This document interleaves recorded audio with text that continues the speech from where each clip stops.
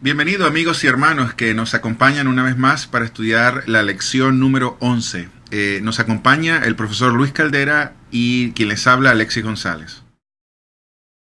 Saludos, Alexis, mucho gusto una vez más y igualmente para todos los amigos que comparten o con quien compartimos la palabra de Dios, el estudio de la palabra de Dios a través de este medio. Que les guarde y que el Señor les bendiga una vez más.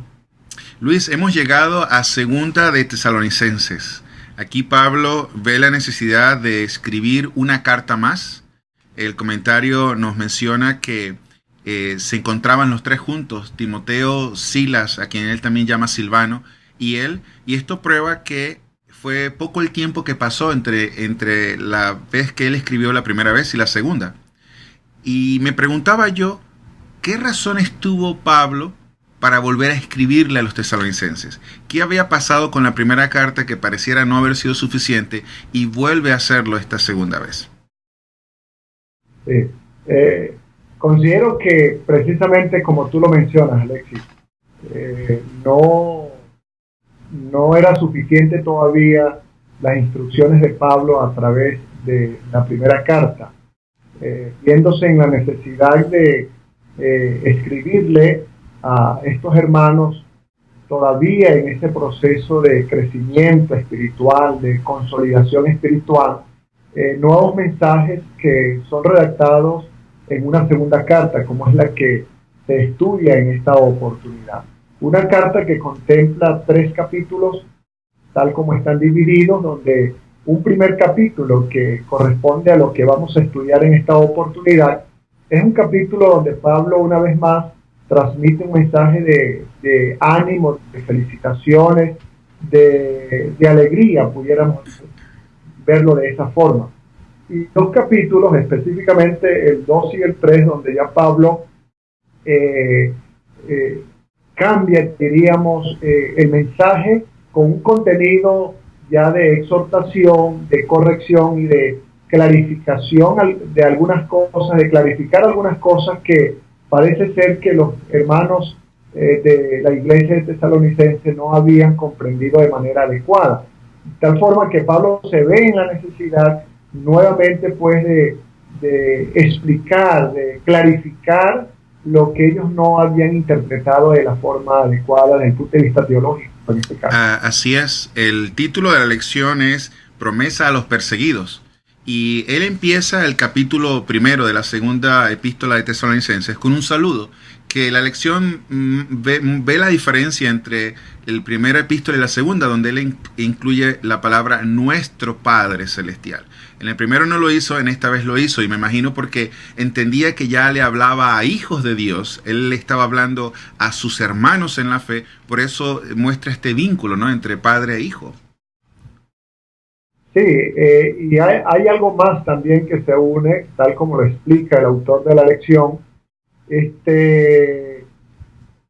Parece ser que había una percepción de lo que es Dios, de lo que para una percepción ellos de lo que del concepto de Dios, algo distinto a lo que sentían y percibían en relación a Jesús, de tal manera que Pablo pues busca que ellos puedan interpretar que el amor de Cristo, el amor de Jesús, es el mismo amor de Dios para con su pueblo y específicamente para con ellos.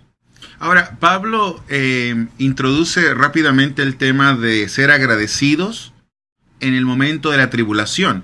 Él parece mostrar que las tribulaciones en el marco eterno no son un fin, sino que básicamente inclusive podremos estar alegres a través de ella con la promesa de que hay un día final, y ese día final pues es el día del juicio.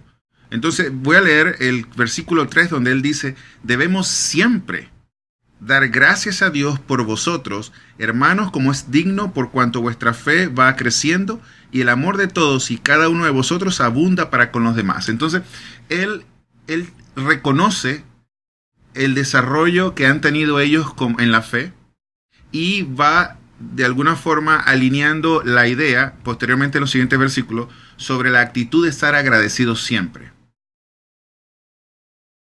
Sí, es interesante que Pablo le transmite a ellos lo que ya Pablo había recibido de su parte como información, ¿no?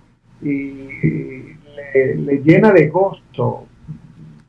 Vamos a usar la palabra en el contexto o entenderlo de la forma adecuada.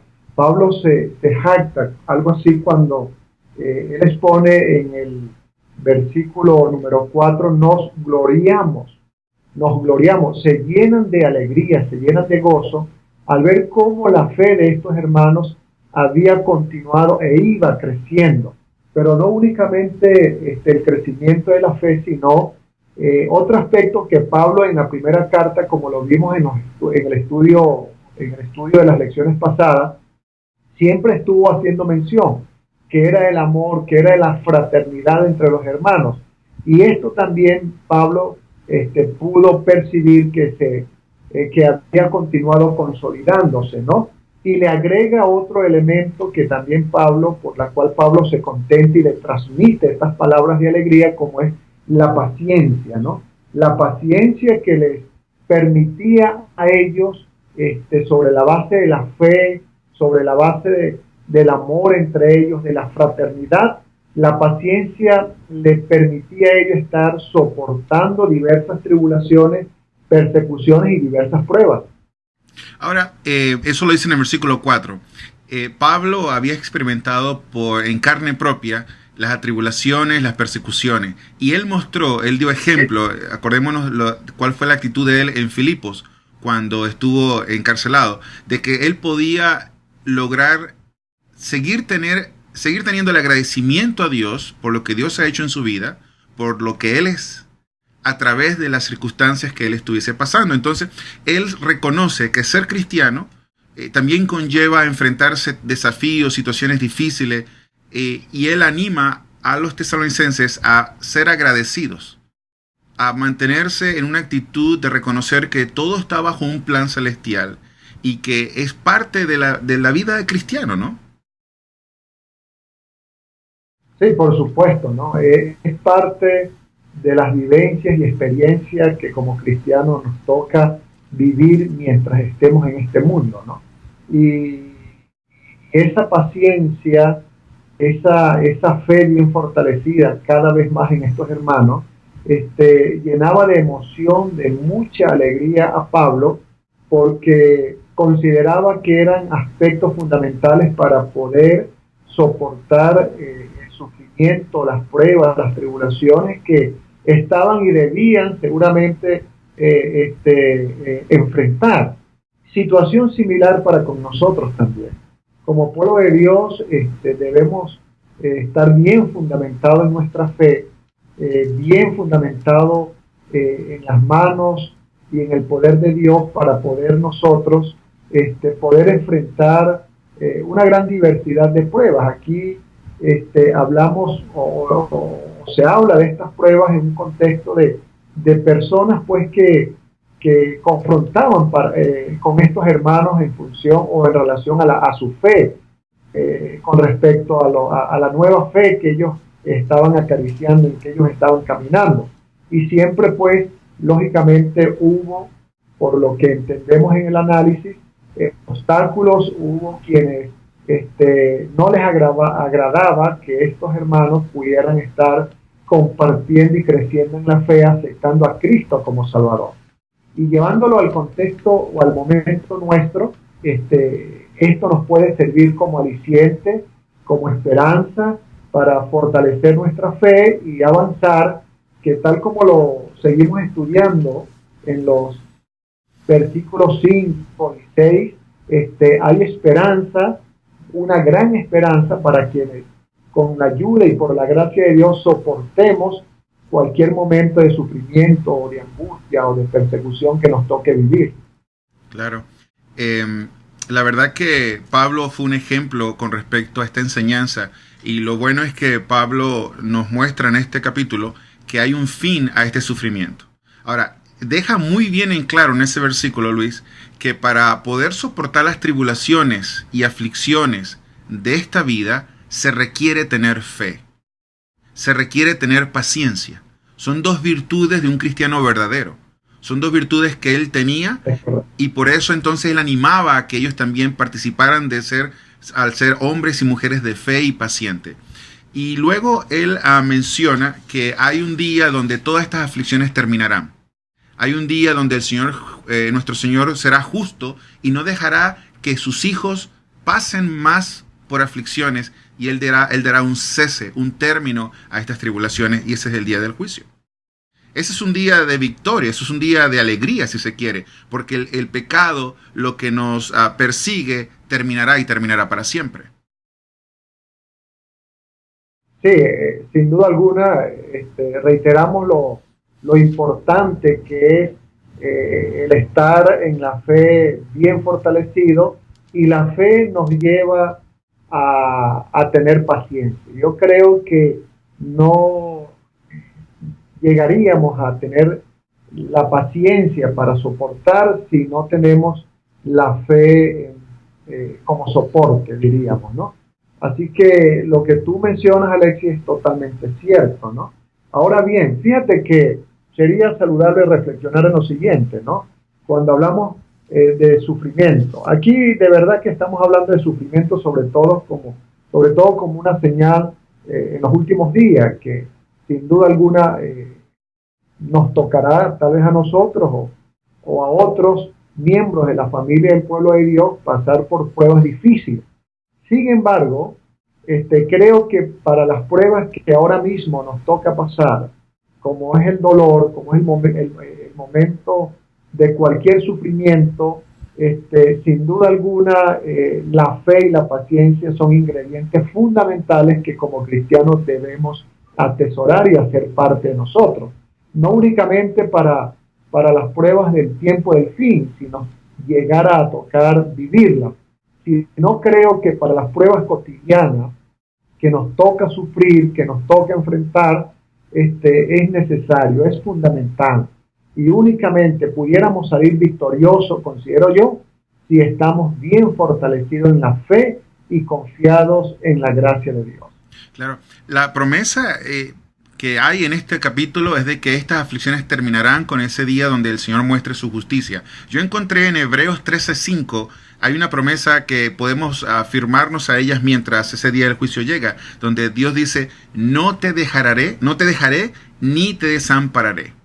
Entonces tenemos la promesa de un Padre que quiere estar con nosotros mientras este día final viene. Ahora, Luis, en el versículo 6 hay una expresión donde dice, porque es justo delante de Dios pagar con tribulación a los que os atribulan.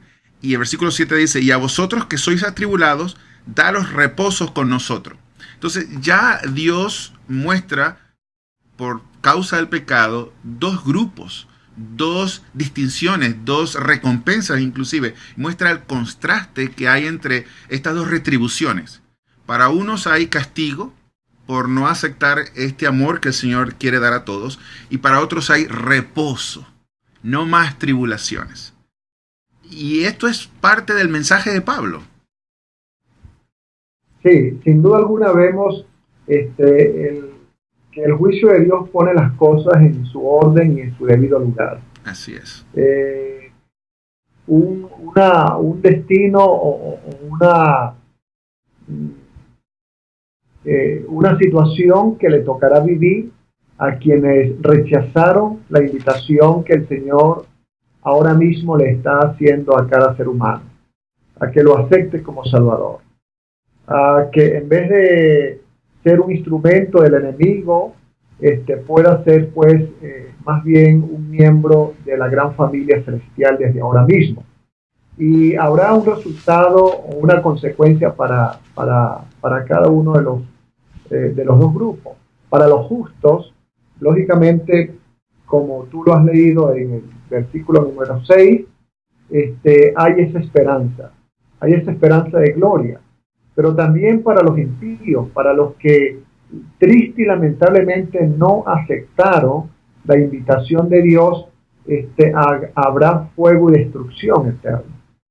Algo que muchas personas no les gusta escuchar, pero lamentablemente Dios es un Dios de verdad, con la verdad presente y con la verdad para los seres humanos, de tal manera que tengamos la oportunidad de escoger lo mejor, la mejor parte. La mejor parte es aceptar a Cristo como Salvador.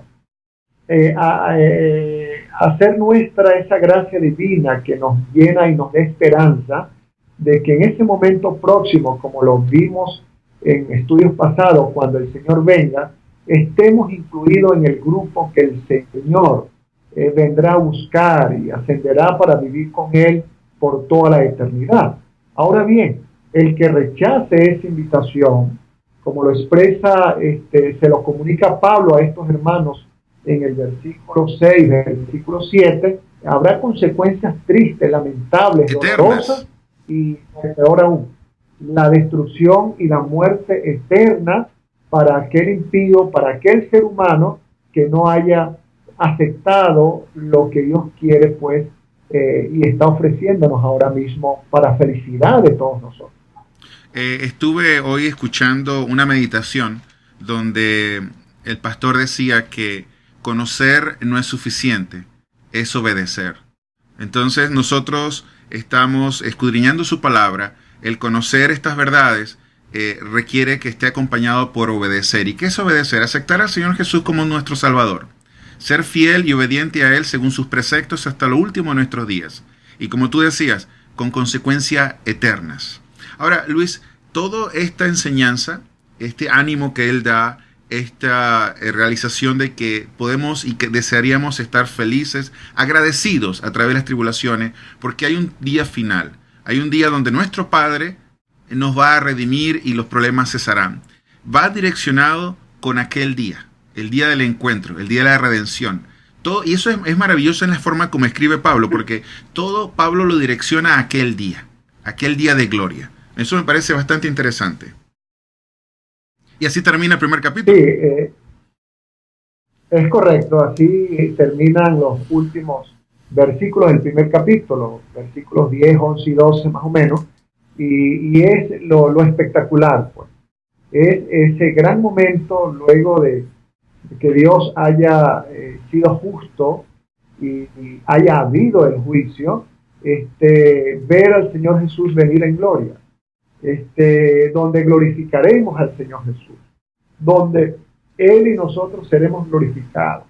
Seremos, pues, viviremos la experiencia nunca visto, nunca vivido por un ser humano, y por mucho que nos quisiéramos imaginar el momento, nos imaginamos poco para lo que habrá de suceder. Así que precisamente será un momento de gloria para nuestro Dios, primeramente, para su Hijo Jesucristo, quien vendrá por un pueblo, y para todos aquellos que seamos parte de ese pueblo que estará preparado para el momento en que el Señor tenga programado su regreso y su venida para buscar a ese grupo selecto, maravilloso, que el Señor está preparando. Y que en ese grupo el Señor desea ahora mismo que mucha gente, tú y yo, y quienes nos puedan escuchar a través de este medio, seamos parte de ese momento de gloria cuando veamos a nuestro Señor y Él, que merece la gloria y la honra, le glorifiquemos como nunca antes lo hayamos hecho. Así es, no hay duda que nuestro Dios es un Dios de amor, un Dios que tiene un plan para tu vida, para mi vida. Y mientras estamos en este mundo de injusticia, Él nos promete que va a estar con nosotros, que hay un día final donde todo cesará, y quiere que nosotros estemos en ese grupo que decidió ser fiel para morar con Él por la eternidad. Seguro que sí, y creo que tus palabras quedan muy bien para que sean palabras de invitación y de estímulo, de motivación, pues, para quienes nos están escuchando, y que esa esperanza pues se pueda consolidar, y que en vez de triste y lamentablemente corramos el riesgo de estar en ese grupo que será juzgado para muerte eterna, estemos en el grupo de los redimidos, que estaremos con el Señor por la eternidad. Coincido contigo y creo que sería la invitación maravillosa que también le podemos extender a nuestros amigos que nos están escuchando a través de este medio. Así es. Bueno, hemos llegado al final. Gracias por acompañarnos. Será hasta la próxima semana. Que el Señor les bendiga. Igualmente, Alexis, gracias, y que Dios nos guarde y nos mantenga cada vez más fortalecidos en la fe, y que a través del Espíritu Santo y nuestra disposición sigamos unidos a nuestro Dios. Amén. Gocémonos de esa esperanza de salvación.